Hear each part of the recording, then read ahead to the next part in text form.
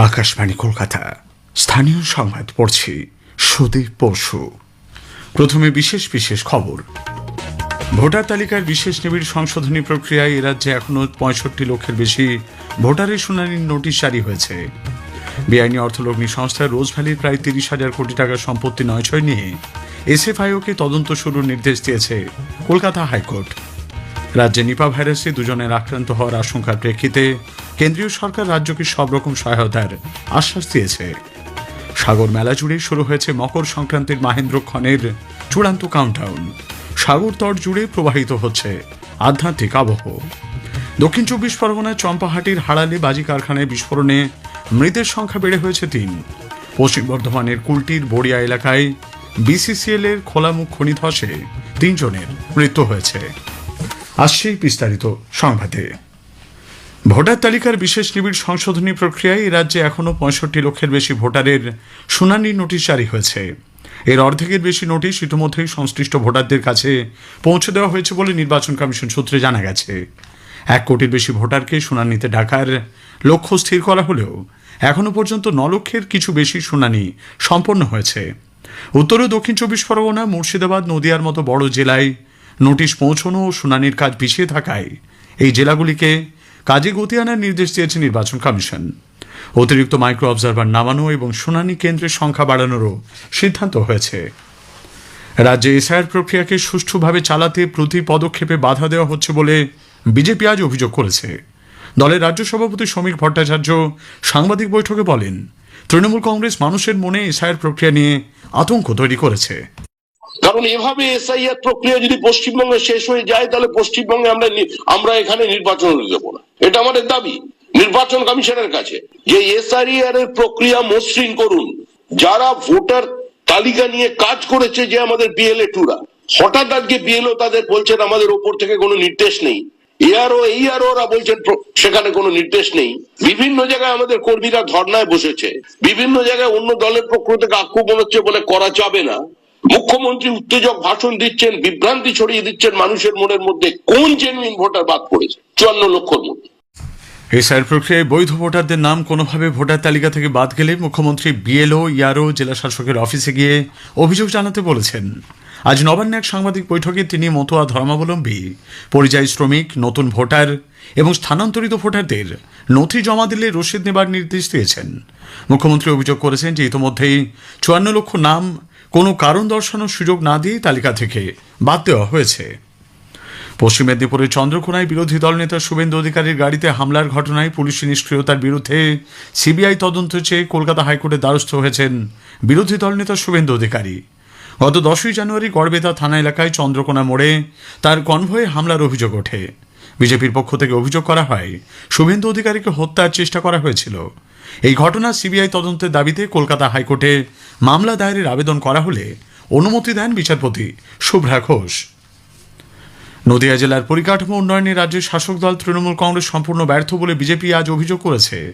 দলের মুখপাত্র দেবজিৎ সরকার আজ কৃষ্ণনগরে এক সাংবাদিক বৈঠকে বলেন, কৃষ্ণনগর পৌরসভা ও পঞ্চায়েতের অসহযোগিতার কারণে রেলের উড়ালপুল না হয় মানুষকে দৈনন্দিন সমস্যার মুখে পড়তে হচ্ছে। পাশাপাশি রাস্তার বেহাল অবস্থা এবং শক্তিনগরের জেলা হাসপাতালে পরিষেবার অপ্রতুলতার দিকগুলিও তুলে ধরেন তিনি। রাজ্যে নিপা ভাইরাসে দুজনের আক্রান্ত হওয়ার আশঙ্কার প্রেক্ষিতে কেন্দ্রীয় সরকার রাজ্যকে সব ধরনের সহায়তার আশ্বাস দিয়েছে। কেন্দ্রীয় স্বাস্থ্যমন্ত্রী জেপি নাড্ডা সামাজিক মাধ্যমে এক বার্তায় এ ব্যাপারে রাজ্যকে পরিস্থিতি মোকাবিলা এবং রোগ ছড়িয়ে পড়া ঠেকাতে উপযুক্ত পদক্ষেপ গ্রহণের আহ্বান জানান। বিষয়টি নিয়ে তিনি রাজ্যের মুখ্যমন্ত্রী মমতা ব্যানার্জির সঙ্গে কথা বলেছেন বলে শ্রী নাড্ডা জানিয়েছেন। এদিকে বারাসাতের হাসপাতালে ভর্তি থাকা নিপা ভাইরাসে আক্রান্ত বলে চিহ্নিত ২ স্বাস্থ্যকর্মীকে হাসপাতালের ভেন্টিলেশনে রাখা হয়েছে। তাদের অবস্থা অত্যন্ত সংকটজনক। চিকিৎসকদের নির্দেশ অনুযায়ী সংক্রমণ ছড়িয়ে পড়া রুখতে কড়া সতর্কতা অবলম্বন করছেন স্বাস্থ্যকর্মীরা। এদিকে বেলেঘাটা আইডি হাসপাতালে 10টি ইমার্জেন্সি শয্যা এবং ওয়ার্ডে 68টি শয্যা প্রস্তুত রাখা হয়েছে। কলকাতার লর্ডন স্ট্রিটে ভোট পরামর্শদাতা সংস্থা আইপ্যাকের কর্ণধার প্রতীক জৈনের বাড়ি ও সল্টলেকের অফিসে ইডির তল্লাশিতে মুখ্যমন্ত্রীর বাধা দেওয়ার অভিযোগে দায়ের মামলায় আগামীকাল কলকাতা হাইকোর্টে শুনানি। মুখ্যমন্ত্রী জোর করে নথিপত্র ছিনিয়ে নিয়েছেন এই অভিযোগ নিয়ে হাইকোর্টের বিচারপতি শুভ্রা ঘোষের বেঞ্চে দ্বারস্থ হয় ইডি। গত শুক্রবার এজলাসে চরম বিশৃঙ্খলার কারণে বিচারপতি শুভ্রা ঘোষ মামলার পরবর্তী শুনানির দিন 14 তারিখ নির্ধারণ করেন। একই সঙ্গে আইপ্যাকের তরফেও মামলা দায়েরের অনুমতি চাওয়া হয়েছে। উল্লেখ্য, ইতিমধ্যে ইডির তরফে বিষয়টি নিয়ে সুপ্রিম কোর্টে আবেদন জানানো হয়েছে। রাজ্য সরকারের তরফেও দায়ের করা হয়েছে ক্যাভিয়েট। বেআইনি অর্থলগ্নি সংস্থা রোজ ভ্যালির প্রায় 30,000 কোটি টাকার সম্পত্তি নয়ছয় নিয়ে সিরিয়াস ফ্রড ইনভেস্টিগেশন অফিস SFIOকে তদন্ত শুরুর নির্দেশ দিয়েছে কলকাতা হাইকোর্ট। বিচারপতি রাজর্ষি ভরদ্বাজ এবং বিচারপতি উদয় কুমারের ডিভিশন বেঞ্চ আগামী 1 মাসের মধ্যে তদন্ত করে আদালতে প্রাথমিক রিপোর্ট জমা দেবার নির্দেশ দিয়েছেন। আজকের প্রসঙ্গ অনুষ্ঠানে আজ শুনবেন বিশেষ আলোচনা ভারতের প্রযুক্তিগত আত্মনির্ভরতা। মহাকাশ বিজ্ঞানী সব্যসাচী পালের সঙ্গে কথা বলেছেন কল্যাণ লাহা। আকাশবাণীর সংবাদ প্রযোজিত অনুষ্ঠানটি শুনবেন রাত 8টায় গীতাঞ্জলি, ডিটেজ বাংলা এবং আকাশবাণী সংবাদ কলকাতার সোশ্যাল মিডিয়া প্ল্যাটফর্মে। স্থানীয় সংবাদ শুনছেন আকাশবাণী কলকাতা কেন্দ্র থেকে।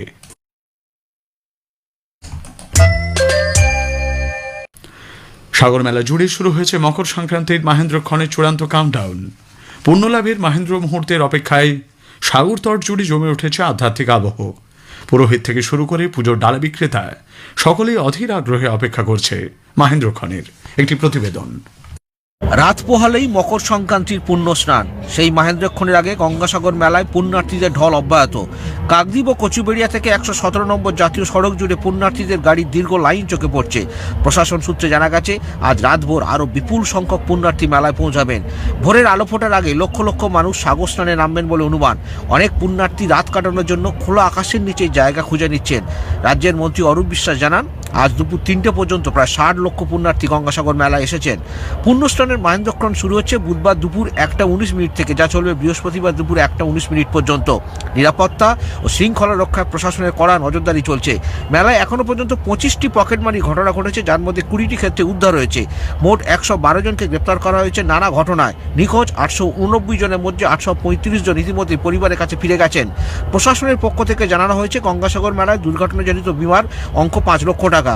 এই বিমার আওতায় পুণ্যার্থী, সরকারি কর্মী, পুলিশ, স্বাস্থ্যকর্মী, সাংবাদিক, পরিবহন কর্মী ও স্বেচ্ছাসেবীরা রয়েছেন। সাগর মেলা থেকে গৌতম মণ্ডল ও সুমন দে, আকাশবাণী সংবাদ। গঙ্গাসাগরের লট নম্বর 8 ও কচুবেড়িয়ার মধ্যে প্রস্তাবিত সেতু নির্মাণের জন্য রাজ্য সরকার উদ্যোগী হলেও এর জন্য প্রয়োজনীয় ছাড়পত্র নেওয়া হয়েছে কিনা সে বিষয়ে প্রশ্ন তুলেছেন কেন্দ্রীয় প্রতিমন্ত্রী সুকান্ত মজুমদার। তিনি আজ গঙ্গাসাগরে পৌঁছে স্বচ্ছ ভারত সেবা দল শিবিরের উদ্বোধন করেন। দক্ষিণ 24 পরগনার চম্পাহাটির হাড়ালে বাজি কারখানায় বিস্ফোরণে মৃতের সংখ্যা বেড়ে হয়েছে 3। আহত একজনের চিকিৎসা চলছে এমআর-বাঙ্গুর হাসপাতালে। গতরাতে রাহুল পুঁই নামে বিস্ফোরণে জখম এক যুবকের মৃত্যু হয়। কারখানার মালিক পলাতক, তার বিরুদ্ধে মামলা রুজু করা হয়েছে। পশ্চিম বর্ধমানের কুলটির বড়িয়া এলাকায় BCCL এর খোলামুখ খনি ধসে 3 জনের মৃত্যু হয়েছে। আজ দুপুরে বেআইনিভাবে কয়লা চুরির সময় এই ধস নামে। নিহতদের মধ্যে এক মহিলা রয়েছেন বলে জানা গেছে। কেন্দ্রীয় সরকার পশ্চিমবঙ্গে রেলের উন্নয়নে একগুচ্ছ পদক্ষেপ নিয়েছে। 2014 সালের পর এই রাজ্যের জন্য রেলের বাজেট বরাদ্দ বাড়ানো হয়েছে 3 গুণ। ইতিমধ্যে রাজ্যে 87,800 কোটি টাকার বেশি মূল্যের একাধিক রেল প্রকল্পের কাজ চলেছে। গত 1 দশকে রাজ্যে 1362 কিলোমিটার নতুন রেলপথ তৈরি হয়েছে। এর ফলে বিভিন্ন ব্যস্ত রেলপথে ট্রেন চলাচল আরও সুগম হয়েছে। বেশ কিছু রুটে ডাবল লাইন রেল যোগাযোগ এবং কিছু রেল নেটওয়ার্কের গেজ রূপান্তরের ফলে নিরবচ্ছিন্ন রেল পরিষেবা দেওয়া সম্ভব হচ্ছে। এছাড়াও অমৃত ভারত স্টেশনের অধীনে পশ্চিমবঙ্গের 101টি স্টেশনের জন্য বরাদ্দ হয়েছে 3,600 কোটি টাকা। মকর সংক্রান্তি এবং মাঘের প্রথম সপ্তাহে সারা রাজ্যে শীতের আমেজ বজায় থাকবে। সর্বনিম্ন তাপমাত্রার পারদ ওঠানামা করলেও তা স্বাভাবিকের থেকে আপাতত কম থাকবে বলে জানিয়েছে আলিপুর আবহাওয়া দপ্তর।